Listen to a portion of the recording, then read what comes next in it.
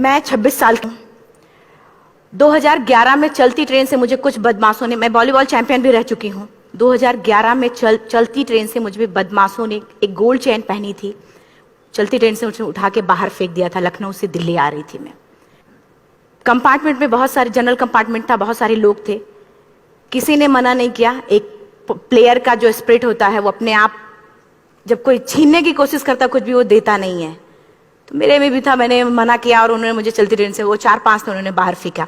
दुर्भाग्य ये था कि उसी समय दूसरी ट्रैक से ट्रेन आई और मैं उस ट्रेन में टकराई, फिर नीचे गिरी, दोनों ट्रेनें निकल गईं। कुछ देर बाद मैंने हाथ को ऐसे रख के उठने की कोशिश किया तो देखा कि मेरा पैर कट चुका था। थाई को उठा के देखा, मेरा पैर ऐसे जीन्स में लटका हुआ था, ब्लड फोर्सफुली निकल रहा, दूसरे पैर की हड्डियां टूट टूट के बाहर निकल चुकी थी। पूरी रात मैं चिल्लाती रही, ट्रैक पे छोटे छोटे पत्थर होते ऐसे चिल्लाती रही कि कोई बचा ले, कोई नहीं आया बचाने। और जब पूरी रात चिल्लाते चिल्लाते इतना कि मुझे दिखाई भी देना बंद हो गया, जब ट्रेन आता था तो वाइब्रेट होता था। इतना ही नहीं, फ्री का इनविटेशन भी लोगों को मिल गया था, कुछ लोगों को। ट्रैक पे आपने ट्रेन की ट्रैक पे छोटे छोटे चूहे देखे होंगे, मेरे कटे हुए पैर पे आग के मेरे पैर कुतर रहे थे। मैं ब्रेन कॉन्शियस मेरा पूरा काम कर रहा था मेरे, लेकिन बॉडी में कोई भी मूवमेंट नहीं था। पूरे पल में वही चीजें सोच कि कैसे मैं अपने आप को कैसे बचा पाऊं। लेकिन करीब पूरी रात ऐसे बीता। सुबह गांव वालों ने मुझे बरेली डिस्ट्रिक्ट हॉस्पिटल यूपी में है, वहां पे हुआ था ये। सुबह गांव वालों ने मुझे उठाया, डिस्ट्रिक्ट हॉस्पिटल ले जाके रखा, तो फार्मासिस्ट, डॉक्टर, सीएम जितने लोग थे आपस में बातें कर रहे, अरे हमारे पास तो एनेस्थीसिया नहीं है, ब्लड नहीं है, इसका इलाज शुरू करें तो हम कैसे करें। मुझे भी नहीं दिखाई तो नहीं, लेकिन मेरा सुनाई दे रहा था सब कुछ वहां पे। कहां से हिम्मत आई मुझ में, मुझे भी नहीं पता।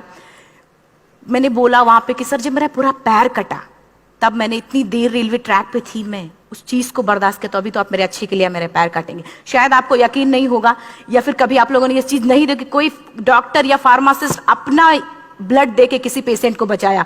मेरी इस बात को सुनने के बाद वहां के डॉक्टर और फार्मासिस्ट दोनों ने एक एक यूनिट ब्लड दिया और मेरे पैर को बिना एनेस्थीसिया अलग कर दिया गया। आज भी मैं उस दर्द को महसूस करती हूँ। जब भी मैं जब बोलती हूँ तब मैं वो चीजें महसूस करती हूँ। उसके बाद जब बात मीडिया में आई, लोगों को पता चला कि रिमा नेशनल प्लेयर है, KGMC king George medical college Lucknow में एडमिट करा, लखनऊ से फिर sport minister, AIIMS trauma centre Delhi. तब तक सब ठीक ठाक चल रहा था, प्लेयर होने की वजह से अच्छा ट्रीटमेंट मिलना शुरू हुआ। करीब 4 महीने मैं एम्स में रही। एम्स में रहने के बाद जब मैं थोड़ा ठीक हुई, करीब 25 दिन बाद जब ठीक हुई, न्यूज़पेपर में गोल गोल लिख के आ रहे कि अरुणिमा के पास टिकट नहीं था, अरुणिमा ट्रेन से कूद गई। उसका खंडन किया घर वालों ने, फिर बोला कि अरुणिमा सुसाइड करने गई थी। जिस लड़की का शरीर का एक अंग कट चुका, पूरी जिंदगी का पता नहीं कि व्हील चेयर या बैसाखी या पता, यहाँ तक कि मेरे स्पाइन में 3 फ्रैक्चर था, मुझे ये भी नहीं पता था कि मैं बेड से उठ भी पाऊंगी कि नहीं। अंदाजा लगाया जा सकता, सिर्फ अंदाजा लगाया जा सकता है कि उसकी दिलो दिमाग पे क्या चल रहा होगा, उस परिवार की क्या स्थिति रही होगी, जब जिस परिवार की एक यंग एज लड़की का इस तरीके का सिचुएशन हुआ हो। फिर भी कहते हैं कि जहां चाह होती वहां राह मिली जाती है। एम्स के हॉस्पिटल के बेड पे मैंने डिसाइड किया, क्योंकि अपनी बातें हम चिल्ला चिल्ला के करें, वो सिस्टम की इतनी हाई लेवल की बातें हो रही थी कि हम एक मध्यम वर्गीय फैमिली से थे, हम अपनी बातें चिल्ला चिल्ला के कह रहे थे, लेकिन कोई नहीं सुन रहा था। लेकिन कहते हैं मैंने अपने दिल, दिमाग, अंतरात्मा से ये चीज सोच लिया कि ठीक है, आज आपका दिन है, जितना चाहो बोल लो, एक दिन तो मेरा दिन आने वाला, मैं प्रूफ कर दूंगी कि मैं क्या हूं, मैं क्या थी, ये मैं प्रूफ कर दूंगी। हॉस्पिटल के बेड पे डिसाइड किया वॉलीबॉल नहीं, लाइफ का सबसे टफ गेम करना है, तब मैंने माउंटेनिंग चुना। जब मैंने माउंटेनिंग कहने और करने में बहुत फर्क होता है। जब मैंने माउंटेनिंग की बात सोची और लोगों के सामने, सबसे बड़ी चीज थी सही गाइडेंस में ट्रेनिंग लेना, दूसरा स्पॉन्सरशिप। इतना बड़ा एक साथ तो मैंने 40 से 50 लाख मैंने वाकई में कभी नहीं देखे थे पहले। मेरे लिए बहुत बड़ी चीज थी वो इकट्ठा कर पाना। जब मैंने लोगों के सामने रखा कि मैं माउंटेनिंग करना चाहती हूँ, एवरेस्ट के लिए मुझे ट्राई करना है, हर किसी ने मुझे बोला कि क्या है, पागल हो चुकी हो क्या, तुम्हारा दिमाग खराब हो चुका, तुम कभी नहीं कर सकती माउंटेनिंग। एक पैर आर्टिफिशियल है, दूसरे में रॉड है, और तुम्हारा दिमाग खराब है, स्पाइन में भी फ्रैक्चर है, तुम पागल होगे, चुपचाप कोई नौकरी करो, जीवन यापन करो। क्योंकि लोगों का सबसे बड़ा प्रॉब्लम ये होता है, लोग फिजिकल देखते, पैरों को मेरी अंतरात्मा में क्या चल रहा था वो तो किसी को पता ही नहीं था। मुझे लगता है कि आज यहाँ पे मैं भी सुबह से देख रही हूँ, इतने अच्छी अच्छी चीजें मैंने सीखी यहाँ पे। बहुत बड़े बड़े स्पीकर को शायद आप लोगों ने भी आज मैं भी आपको यहाँ पे कि चाहे जितना मोटिवेट करूं, चाहे जितना चीजें मैं बताऊं, लेकिन मुझे लगता है सबसे बड़ा मोटिवेटर कौन होता? आप खुद। जिस दिन किसी भी लक्ष्य के प्रति आपकी अंतरात्मा जाग गई, आपको कोई नहीं रोक सकता उस लक्ष्य को पाने में। ये मैं किताब से बातें नहीं बोल रही हूं, ये मैं एक एक पल मैंने ये मैं कोई भी किताब की बातें नहीं, एक एक पल आज जो मेरा 26 साल का एक्सपीरियंस है वो मैं बता रही हूं सिर्फ आपको। उसके बाद किसी तरीके से मैनेज किया मैंने। भाई साहब, मेरा परिवार मेरा बैकबोन था। परिवार ने मुझे, भाई साहब ने मुझे कहा कि मैडम बछेंद्री पाल जिन्होंने 1984 में एवरेस्ट समिट किया, उनसे मिलते हैं, वो जरूर कुछ ना कुछ करेंगे। हॉस्पिटल से निकलने के बाद मेरे राइट लेग में स्टिचेस लगी थी। मैंने डायरेक्टली घर जाने की बजाय, जब लोग ये सोचते कि मुझे अपना जीवन यापन कैसे करना है, जब लोग ये सोचते हैं कि मुझे अपनी जिंदगी के, मेरे दिमाग में सिर्फ 2 चीजें चल रही थी, मुझे इनका जवाब कैसे देना है और एवरेस्ट समिट कैसे करना है।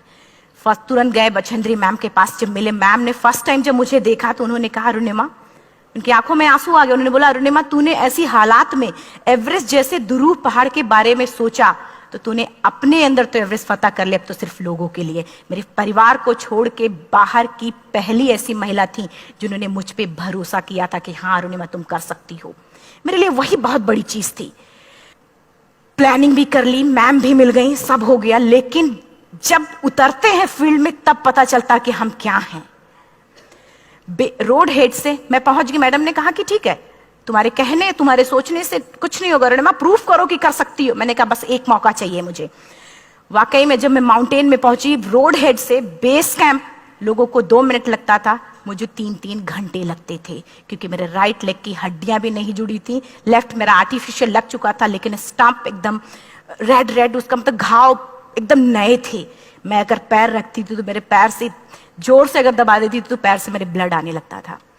सारे लोग नॉर्मल थे वहां पे। हर कोई ये बोलता कि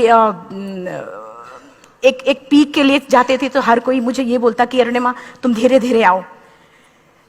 मेरे दिमाग में हर बार यही बात चलती थी कि क्या है, मैंने एवरेस्ट का प्लान किया, मैं इनके बराबर भी नहीं चल पा रही हूं। खुद से संकल्प लिया कि कोई बात नहीं, एक दिन ऐसा आएगा कि मैं इनसे पहले जाऊंगी। और आपको शायद यकीन ना हो, आने वाले 8 महीने बाद पूरा का पूरा वेट उठा के बेस कैंप से साथ निकलते और टॉप पे पहले पहुंचते। ऐसे करके देखते थे कि अरे ये लोग तो पीछे। खुशी होती थी। उससे भी ज्यादा मुझे खुशी तब होना शुरू हुआ जब वो सारे लोग आके मुझसे ये पूछते, मैडम खाते क्या हो, बता दो, पैर नहीं है फिर भी कैसे चलते हो। उसके बाद पूरा मुझे स्पॉन्सरशिप मिला। मैं जब एवरेस्ट के लिए गई, मेरे लिए सबसे बड़ा, एवरेस्ट की जर्नी में मेरे सबसे बड़ा चैलेंज यही था कि दूसरे को समझा पाना। मैं नहीं समझा पाती कि भाई मैं कर सकती हूँ। जब मैं एवरेस्ट के लिए, शेरपा होता, शेरपा को जब ये बात पता चला कि मेरा प्रोस्थेटिक लेग है, आर्टिफिशियल लेग है दूसरे में रॉड, बोला नहीं ले जा सकता, इसकी वजह से तो मेरी भी जान जाएगी। मैडम ने, हमने सबने कन्विंस किया किसी तरीके से। मन वाकई में जो टीवी में हम और उसमें फोटोज में देखते हैं, ब्लू और ग्रीन आइस, हिला देने वाला होता। जितना सुंदर दिखता उतना ही हिला देने वाला होता। जब मैं हमारे ग्रुप में 6 लोग थे, रॉकी एरिया तक मैं सबसे पहले थी, लेकिन जैसे ही मैं ग्रीन और ब्लू आइस में गई, मेरा आर्टिफिशियल लेग स्लिप कर जाता था। फ्रंट पॉइंटिंग से, जब मैं फ्रंट क्रैम्पोन से फ्रंट पॉइंटिंग मारती थी, लेफ्ट से पेन होता था तब भी करते, लेकिन आर्टिफिशियल जैसे फ्रंट पॉइंटिंग मूव हो जाता, मेरा पैर ही मूव हो जाता था। शेरपा मुझे बोला नहीं हो सकता अरुणिमा, जबरदस्ती मत करो। मैंने कहा कुछ नहीं, ये मेरा पैर है, मैं जानती हूं कैसे चलेगा।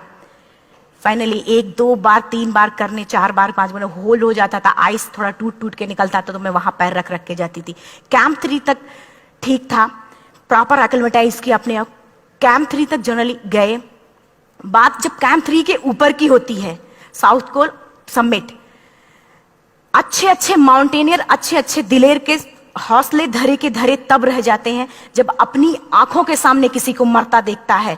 और दिमाग में बात, जब जिसको डिसीजन मेकिंग, और जब दिमाग में बातें जब ये आने लगती हैं कि अरे जिस चीज के लिए हम जा रहे हैं उसी चीज के लिए आदमी मर रहा है, इसी चीज के लोग लिए मर चुके हैं। रात में क्लाइंबिंग, ज्यादा से ज्यादा माउंटेनिंग रात में की जाती है क्योंकि वेदर शांत होता है। जब मैं रात में निकली साउथ कोल से, कैंप 4 से, मेरी हेडलाइट जिधर ही हेडलाइट जा रही थी उधर ही डेड बॉडीज मुझे नजर आ रही थी। मेरे रोंगटे खड़े हो रहे थे। मुझे समझ में नहीं आ रहा था कि मैं करूं तो क्या करूं। इतना ही नहीं, मैं जिस रोप में थी उसी रोप में जब मैं आगे जा रही हूं और एक बांग्लादेशी, उनका हाथ हल्का हल्का ऐसे हिल रहा, मुंह से आवाज आ रही थी। मैं एक्सप्लेन नहीं कर सकती मुझे कितना डर लग रहा था। बार बार ये बार बार मन में आती, इसका ऑक्सीजन खत्म हुआ है, ये मर चुका है लास्ट सिचुएशन में, और हम कुछ नहीं कर पा रहे हैं, क्या करें। उसके बाद मैंने 10 से 15 मिनट सिर्फ मैं वहां खड़ी रही। मैंने सिर्फ इतना बोला कि अगर आप सभी में से सभी ने एवरेस्ट सबमिट कर लिया तब तो ठीक है, अगर नहीं सबमिट किया है मैं सबके लिए एवरेस्ट सबमिट करूंगी और जिंदा वापस जाऊंगी। क्योंकि जैसा हम सोचते हैं हमारी बॉडी उसी तरीके से जनरेट करना शुरू करती है। मैंने डेड बॉडी, क्योंकि जा ही नहीं सकते थे किनारे से, उसी रोप में वो एंकर है, डेड बॉडी को लांगी और लांग के जाना शुरू किया। हिलेरी स्टेप साउथ समिट के करीब जब मैं खुद पहुंची, मेरे शेरपा ने एक जोर से झटका मुझे दिया कि अरुणिमा वापस चलो, तुम्हारा ऑक्सीजन खत्म हो रहा है। हिलेरी स्टेप के बाद एवरेस्ट समिट है, थोड़ा चलने के बाद एवरेस्ट समिट है। अगर कोई आपसे ये बोले, आप अपने टारगेट के इतने करीब हो, अगर कोई आपसे ये बोले कि अरुणिमा वापस चलो, कैसा लगता है? मैंने भी यही बोला, सर क्या बोल रहे हो आप, मैं नहीं जाऊंगी वापस। बोला अरुणिमा जिंदगी रही, दोबारा ट्राई करना और एवरेस्ट समिट हो जाएगा दोबारा तुम्हारा। मैंने कहा नहीं, ये आप जिंदगी में गोल्ड चांस बार बार नहीं आते, लाइफ में कभी कभी आता है, ये आपके ऊपर आता, आप उसको पकड़ के रखते हो या फिर छोड़ देते हो। मैं अपना गोल्ड चांस कभी नहीं, क्योंकि मैं जानती थी मुझे स्पॉन्सरशिप बहुत मुश्किल से मिला, एक बार अगर मैं छोड़ देती दोबारा मुझे कभी नहीं मिलता। मैं बहुत अच्छी तरीके से जानती थी। मेरा फाइनली मुझे बछेंद्री मैम ने भी एक बार बात समझाई थी, मेरी माँ ने मुझे एक बार बताया था कि लाइफ में कभी कभी सिचुएशन ऐसी आती है जब सिर्फ आप अकेले होते हो, डिसीजन सिर्फ आपको लेना होता है। जहां पे भी होना, खड़े होकर हल्का सा पीछे मुड़कर देखना और यह सोचना कि आप एक एक कदम चल के यहां तक पहुंचे हो, सिर्फ अपना एक कदम आगे बढ़ाना, तुम देखना कुछ देर बाद तुम टॉप पे होगी। मेरे दिमाग में उनकी बातें वीडियो की तरह चल रही थी और सिर्फ एवरेस्ट का टॉप चल रहा था। मैंने शेरपा को पहले कन्विंस करने की कोशिश की कि भाई चल, कुछ नहीं होगा भाई चल। फाइनली जब वो नहीं माना, मैंने एक कदम आगे बढ़ाया, डिसीजन लिया कि नहीं, जाना ही जाना है। आगे बढ़े, करीब 1 से 1.5 घंटे बाद मैं टॉप पे थी। और इतना ही नहीं, आज भी मैं जितनी बार बोलती हूं उतनी बार मैं महसूस करती हूं, मेरे रोंगटे खड़े हो जाते हैं, मेरा दोनों हाथ ऊपर करके जोर जोर चिल्लाने का मन कर रहा, इतनी जोर से चिल्लाऊं कि सबको बता दूं कि आज मैं टॉप ऑफ द वर्ल्ड पे हूं। उन लोगों को बता दूं जो लोग ये सोचते हैं, लड़की, दूसरे विकलांग, तीसरे मिडिल क्लास में, जो लोग एक बार हार के फिर दोबारा लड़ना नहीं चाहते, जो लोग हारने के बाद सोचते हैं कि हम दोबारा कुछ कर नहीं सकते, उन लोगों को मैं चिल्ला चिल्ला के टॉप से बताना चाहती थी कि नहीं, आप सब कुछ कर सकते हो। सिर्फ एक सोच की विकलांगता, हैंडीकैप आदमी यहां से होता है, यहां से नहीं। अगर यहां से जो आदमी विकलांग है तो नॉर्मल आदमी भी विकलांग है, जो अगर यहां से विकलांग है। चिल्ला चिल्ला के मैं बताना चाहती थी। मैंने शेरपा से कहा कि आप एक फोटो खींच लो, क्योंकि सारे लोग फोटो, अपना नेशनल फ्लैग का जो वैल्यू होती है ना, वो जो हम कहीं बाहर होते हैं तो पता चलता है। मुझे भी बहुत खुशी हो रही थी, फ्लैग को हग किया और बोला फोटो खींचो। बोला पागल हो गई है, तेरा ऑक्सीजन कभी भी खत्म हो जाएगा, नीचे चल। नहीं, फोटो खींच लो। फोटो खींचा उसने। वो तो अगली बार इतना तेज गुस्सा हुआ, मैंने उसको बोला कि भाई वीडियो भी बना ले। 8848 की हाइट पे ऑक्सीजन खत्म हो रहा है, आज हम भी हंस रहे हैं आप लोगों के साथ क्योंकि यहां पूरा ऑक्सीजन है। और 8848 की हाइट पे जब मुझे शेरपा, कोई भी शेरपा को बोलेगा भाई वीडियो बना, तो परेशान हो जाएगा, पागल हो चुकी क्या, तुम मर जाए, मैं जा रहा हूं नीचे। मैंने कहा नहीं, कुछ नहीं होगा, आप बनाओ वीडियो। किसी तरीके से मन में 4-5 पेयर बैटरी रख के लेके गई कि डिस्पोजल कैमरा, एक अलग कैमरा, की मतलब एक नहीं काम करेगा तो दूसरा करेगा, प्रॉपर प्लानिंग से। शायद आप लोग भी सोचो कि वाकई में लड़की को इतना बड़ा रिस्क लेने की क्या जरूरत थी, कि जिंदगी कभी भी जा सकती थी इसकी। लेकिन मैंने वो रिस्क लिया क्यों? क्योंकि मैं चाहती थी, कहीं ना कहीं से मेरे भी दिमाग में ये बात आ चुका था कि मैं जिंदा वापस ना जाऊं। मैं चाहती थी कि अगर मैं जिंदा ना जाऊं तो ये वीडियो मेरे इंडिया, शेरपा से मैंने यही बात बोली, ये वीडियो अगर मैं जिंदा नहीं जाती, ये वीडियो मेरे इंडिया पहुंचा देना, मेरे यूथ तक चला जाएगा। क्योंकि मैं चाहती थी कि 11 अप्रैल 2011 को मेरा एक्सीडेंट हुआ, 21 मई 2013 10:55 पे मैं टॉप ऑफ द वर्ल्ड पे थी। ऑलमोस्ट 1 से 2 साल के अंदर कैसे? यहां से मैंने ये चीज, मैंने कभी भी कामयाब होने के, मेरी वो जिंदगी बन चुकी थी, मेरा जुनून बन चुका था, मेरा पैशन मेरा जिद बन चुका था। वो मेरा सोते उठते बैठते सिर्फ मुझे एवरेस्ट दिखाई जाए। और मुझे लगता है किसी को भी अगर अपना लक्ष्य पाना है, यहां से अगर वो पागलपन जब तक नहीं आएगा तब तक नहीं होगा। वो फाइनली उसने वीडियो बनाया। आप बोल रहे फटाफट अरुणिमा नीचे भागो। जब मैं टॉप पे थी तो कुछ लोग और भी थे, लेकिन 10:55 पे मैंने एवरेस्ट समिट, 11 बजे के बाद अगर कोई अटेम्प्ट करने की कोशिश करता है तो उसको सुसाइड अटेम्प्ट बोलते हैं। जैसे ही मैं नीचे चलना शुरू की, मैंने कहा भाई हाँ चल नीचे चलते हैं। ज्यादा से ज्यादा मौतें नीचे आते वक्त होती हैं एवरेस्ट पे। जब मैं नीचे आ रही हूं, थोड़ा दूर ही मैं नीचे चली थी, मेरा ऑक्सीजन पूरी तरीके से खत्म। सिर्फ अंदाजा लगा सकता कि जब ऑक्सीजन खत्म हुआ क्या परिस्थिति रही होगी। मैं ऐसे नीचे गिर गई और शेरपा मुझे बोला कि अरुणिमा मुझे यकीन नहीं था कि तू एवरेस्ट सबमिट कर पाएगी, लेकिन फिर भी तूने किया। मैं चाहता हूं कि अरुणिमा जिंदा चल, तू वापस उठ, खड़ी हो। मुझे खड़ा करने की वो कोशिश कर रहा था बार बार, मैं खड़ी नहीं हो पा रही थी, वाकई में दम ही नहीं था। लेकिन फिर भी कहते हैं कि जैसे हमारे नियम होते हैं वैसे ऊपर वाले के भी नियम हैं। उसकी लिस्ट में जब मेरा नाम नहीं है तो वो मुझे नहीं ले जा सकता। अगर दूसरी चीज, मेरा कॉन्सेप्ट एकदम क्लियर हो चुका था। जब रेलवे ट्रैक पे मैं थी, रेलवे ट्रैक पे 7 घंटे में पड़ी थी, 49 ट्रेन अप डाउन हुई थी, तो मेरा कॉन्सेप्ट एकदम क्लियर हो चुका था। इसका मतलब है कि ऊपर वाले ने अगर मुझे कुछ बचाया है तो कुछ ना कुछ इतिहास रचने के लिए बचाया है। मैंने पॉजिटिव तरीके से सोचा। और उसी समय एक ब्रिटिश क्लाइंबर नीचे से ऊपर आ रहा था और उसके पास 2 ऑक्सीजन, तो उसने एक को वहीं फेंका और दूसरे को लेके नीचे जाना शुरू किया क्योंकि वेदर खराब था। मेरा शेरपा मुझे एंकर किया और जाने लगा नीचे, और वो फटाफट उसको लेके आए, मुझे लगाया। उसने बोला अरुणिमा तू बहुत लकी है कि तुझे यहाँ पे ऑक्सीजन मिला है। वाकई में ऊपर वाला भी चाहता है कि तू जिंदा रहे। वो मुझे बार बार लकी लकी बोल रहा था। शायद आप लोग में से भी कोई होगा कि जो लक और भाग्य जैसी चीजों पे भी यकीन करता हो, या पता नहीं भी।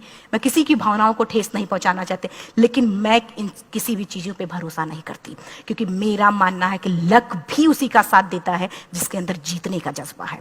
अगर आपके अंदर जीतने का जज्बा नहीं है, चारों तरफ सिर्फ बहाने होते हैं, सिर्फ बहाने, इतना सारा एक्सक्यूज होता है। शायद मैं भी अगर वापस आ गई होती तो मैं बोल देती मेरा ऑक्सीजन खत्म है, कोई मुझसे पूछने ना बछेंद्री मन, ना मेरा परिवार, कोई भी मुझसे मुझे पूछने नहीं आता। लेकिन क्या कभी मैं अपने आप को समझा पाती? कभी नहीं।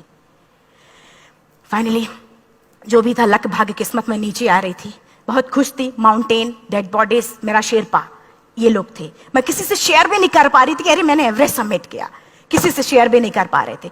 फटाफट मैंने नीचे हील मार मार के, हमारे से हील मार मार के नीचे आ रहे थे। एकाएक मेरा प्रोस्थेटिक लेग, पूरा का पूरा लेग ही निकल गया। -60 डिग्री तक टेम्परेचर डाउन हो जाता है एवरेस्ट पे। मेरा हाथ वगैरह ये सब ऐसे मूवमेंट, ऐसे मुड़ नहीं रहा था, ब्लड निकलने लगा था, ये सब यहाँ थे। मुझे शेरपा से मैं बोल रही हूँ कि ऑलरेडी मेरा पैर कटा हुआ है, अगर दिमाग में ये बात है कि मेरा हाथ भी काटना पड़ेगा, कैसा लगेगा मेरा दिमाग। क्योंकि ये ऐसा मूवमेंट, रेड 3 स्टेज होती हैं। रेड मेरा हो चुका था, रेड, ब्लैक, ब्लू, ब्लैक हो तो काटना पड़ेगा। तो बार बार मैं बोल रही हूँ शेरपा से कि भाई हाथ मेरा कुछ हो रहा है, इसमें मूवमेंट नहीं हो रहा है, यहाँ सबसे ब्लड हो रहा है। बोला अरुणिमा कुछ नहीं, जितना नीचे जाएंगे उतना अच्छा होगा। प्रोस्थेटिक लेग मेरा निकल चुका है, मैं रुकी हूँ, मेरा ऑक्सीजन चल रहा, बड़े मुश्किल से, लक भाग्य किस्मत जो भी था मुझे मिला था। शेरपा मेरे आगे है, लास्ट मोमेंट तक वो मुझे बोलेगा, अगर वो मैं नहीं चलती वो मुझे छोड़ के चला जाए। गलती उसकी भी नहीं होती, क्योंकि वो क्या करे, क्लाइंबर की वजह से, या तो अपनी जान वो भी दी, गलती उसकी भी नहीं है। लास्ट में मेरी आंखों से आंसू निकलने लगा। मैंने सोचा क्या करूं अब, रोने अपने आप आंसू ने कहीं ना कहीं से आ ही जाता है। दूसरे पल मुझे समझ में आ गया कि रोने धोने से कुछ नहीं होगा। मैंने आंसू को पोंछा और रोप, जो मेरी रोप थी, रोप को पकड़ा, दूसरे हाथ से आर्टिफिशियल लेग को, पैर को घसीट घसीट के चलना शुरू हो गया, क्योंकि मेरे पास यही था। ये तो दूसरा था, गिव अप कर दो ही चीज थी।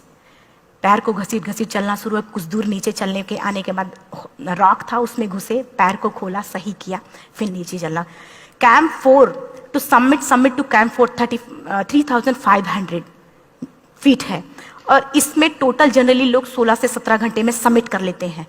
मुझे टोटल 28 घंटे लगे थे। हर माउंटेनियर, चाहे बाहर का या फिर इंडिया का, हर किसी ने ये मान लिया था कि अरुणिमा जिंदा वापस नहीं आएंगी।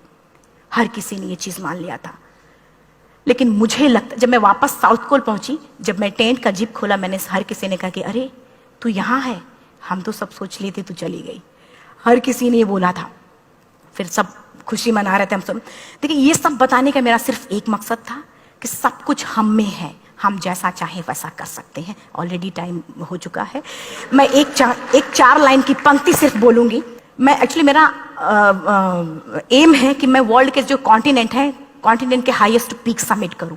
एशिया का एवरेस्ट हो चुका है, अफ्रीका किलिमंजारो हो चुका है, यूरोप का एल्ब्रुस हो चुका है। 23 नवंबर को मैं जा रही हूँ ऑस्ट्रेलिया हाईएस्ट पीक के लिए। बस आप लोगों की गुड विशेस चाहिए।